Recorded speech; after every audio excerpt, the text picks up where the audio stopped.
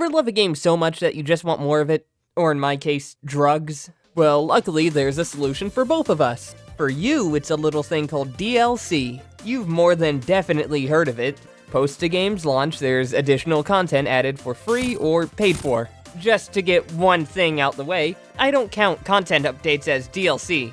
Sorry, not sorry, Frontiers fans. If someone were to play Sonic Frontiers now, they'd have all the updates already in the game. It's just how it is now. Whereas DLC, you have to go to the digital store and get it, free or not. Also, I will not be covering costumes. What do you want me to say? Yes, this monster suit looks amazing on Sonic.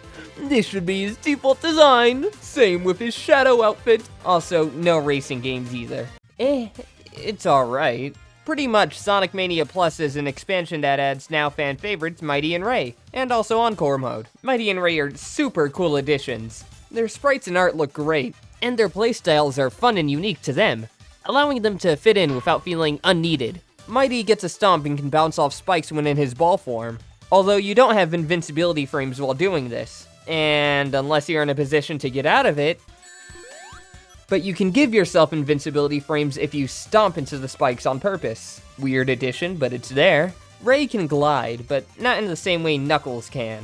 He can dive downward and back up for more air and speed. Think of it like gliding in the Batman Arkham games. Maybe Ray should have been in the DC crossover. Would have made the writing in that actually passable. But that isn't all this adds. It also adds Encore mode, which has you run through alternate versions of all the stages, and trades out the usual life support system for the team mechanic. How it works is you can switch between two characters. You get more by opening up these boxes, and if you have more than two, then you could hit this box to swap the character you're playing as out with another, although you can't choose. An update was also released alongside Mania Plus that changed the game, like the menu, adding more cutscenes, and other quality of life improvements. But I'm not counting that, since that fits into content updates. Mania Plus is $5, and for what you get, a whole new mode, new characters, and a 4-player mode to accommodate all the new characters? Yeah, I'd say it's worth it. It's just more Sonic Mania, which is an amazing game. What are you doing here? Sonic Origins Plus does not add Mr. Music, but it does add Rosie the Rascal. Does anyone else still unironically call her this? No? Just me?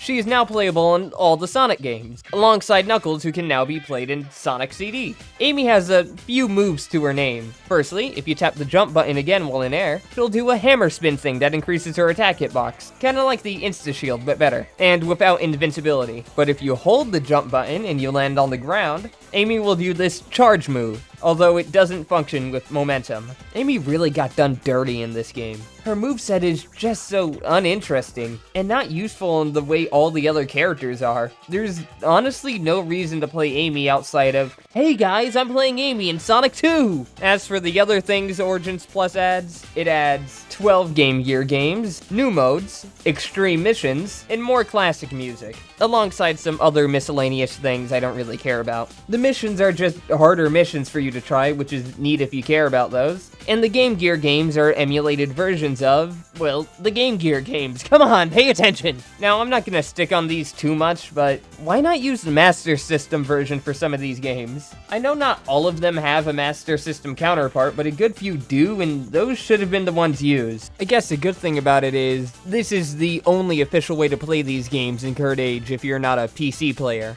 I just don't really care about them myself because they're the Game Gear games, why would I? But let's get to the pricing. Origins Plus is $10?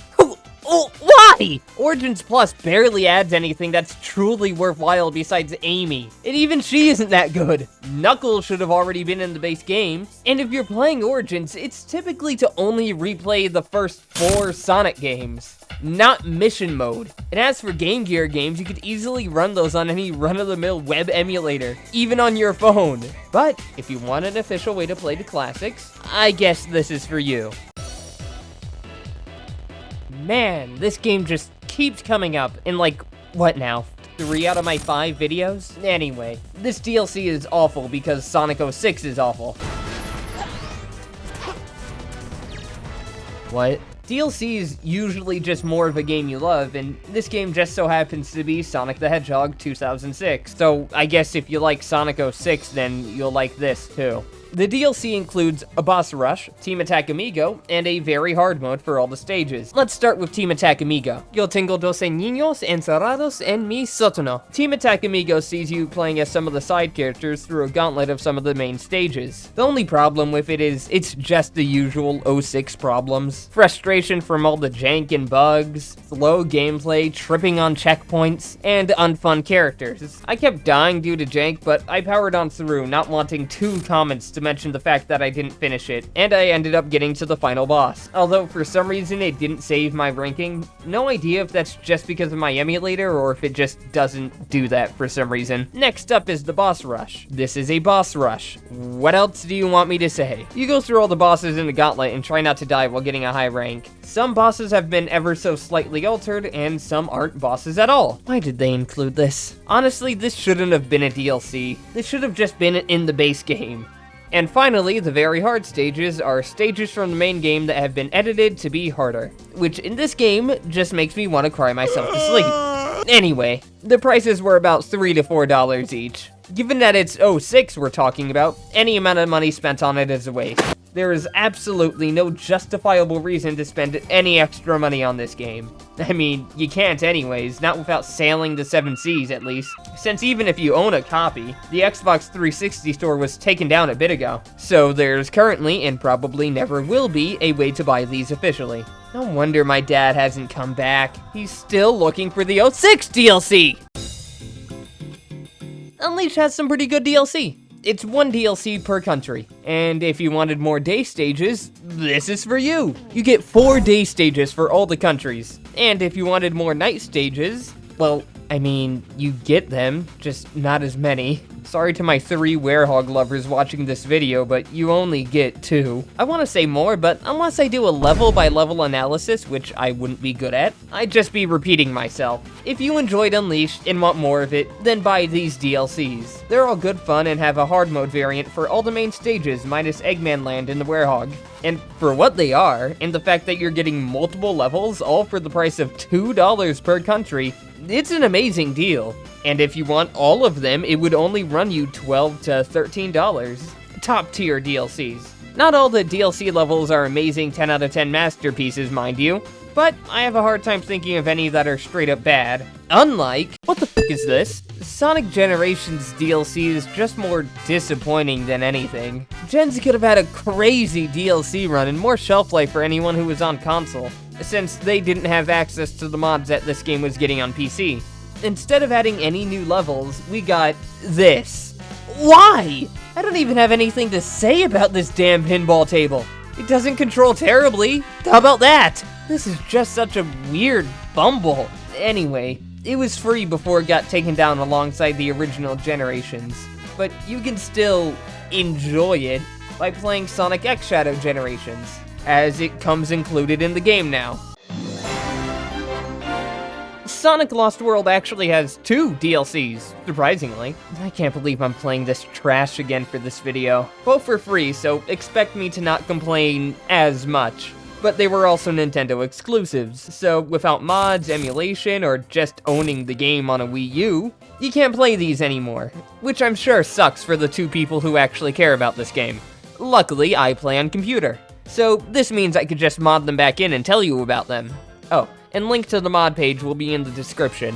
So, the Link DLC sees Sonic running through Hyrule, collecting gems and going through this really short level. I guess it's neat that Sonic has a Link outfit on. It's cool, and Link appears if you go in the spring here, which is neat. This just isn't that fun.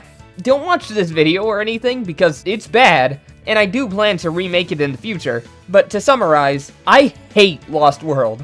And it's genuinely one of the most mind-numbingly boring Sonic games I have ever played. I'd even say it's the worst, and I get to say that now because I played through all of 06. Lost World is just so boring that I would find driving in a school zone 10 times more fun.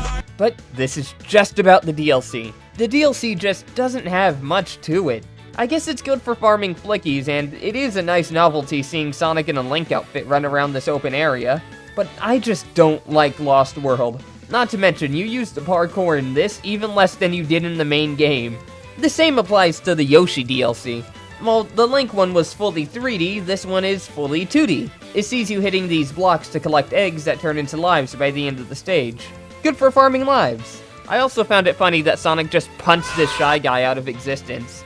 After you complete the stages, you're told that you have to collect 100,000 points in order for these to reappear. Damn, that must suck for anyone replaying this. Too bad.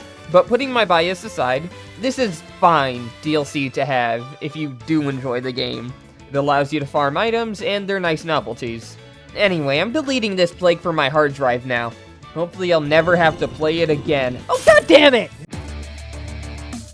Ah, this game. Sonic Forces has a lot of DLC. Most of it is just costumes. There's also Super Sonic, which should have been in the base game, but at least it's free. And Episode Shadow. Episode Shadow is what I'll be going over. Ep Shadow is a free DLC that sees Shadow running through his own version of some of the main stages, set 1 month before the events of Forces. The story begins with Shadow heading through the city looking for Omega, who had been damaged by Infinite. Shadow doesn't remember this clown though, so Infinite does a Family Guy cutaway to when Shadow rocked his calling him a punk-ass bitch before teleporting away. Infinite cries about it and then puts on a mask to cover up his face or past or something like that, before using the Phantom Ruby in order to mess with Shadow one more time. Then the DLC ends. Of course, I skipped, let's just say, a few details, but it doesn't matter too much. That's the general gist of the story. Oh, and also spoilers, I guess. To be fair, unlike a certain game with a lackluster Shadow DLC, at least this one was free, so I can't complain too much.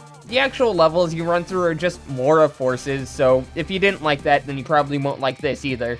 Again, I'm willing to let this 4 out of 10 DLC slide because it's free, but if it even costs so much as $1, I'd be complaining. And yes, I am petty enough to complain about $1 DLC. Do you know what I could buy with $1 in this economy? Well, okay, basically nothing, but still! One of the best Sonic games, but one of the worst DLCs. Shadow Gen's DLC is really mid. It's cool, it's got a lot of sauce, but that can only take you so far. This DLC has a story, kinda. It's more an excuse on why Shadow's running through here as his movie counterpart. As many have mentioned in the past, the writing here doesn't make any sense. Even less so than your usual Sonic writing. Things like Shadow saying that the Earth is just as Maria described, even though this is meant to be Shadow from the games, but in movie form. And it still wouldn't make sense if it was movie Shadow, since he was on Earth when living alongside Maria. Honestly, I would have just preferred they did nothing regarding the story. It's just so weak. I think we can all agree that this DLC probably isn't canon to the overarching Sonic the Hedgehog narrative. But stories in all the DLC had. It obviously also had some levels. The main one is okay. It's more spectacle over everything else. So maybe after 3 playthroughs at max, I'm just done with it. And the other levels are nothing filler levels that I feel are only there to try and justify the price. $6? I know that doesn't sound like much, but $6 for this? Yeah, no thanks. I'd rather spend that money on meth, thank you. I'll get out with that. If you don't have this DLC, I'd just skip it. It seriously isn't worth the time or money. You can't even use the movie skin outside of the DLC level, without mods anyways. I think very clearly, and not at all because of my bias, Unleash has the best DLC. All they are extra levels, and that's all they needed to be. And all for the low price of poverty at that. But if not Sonic Unleashed, then probably Mania Plus. Shadow and Sonic Generations easily could have had the best DLC, but they both just fumbled so hard. Sonic with that stupid pinball table, and Shadow Gens with my ore farming montage being rudely interrupted by gameplay. Anyway, subscribe or something.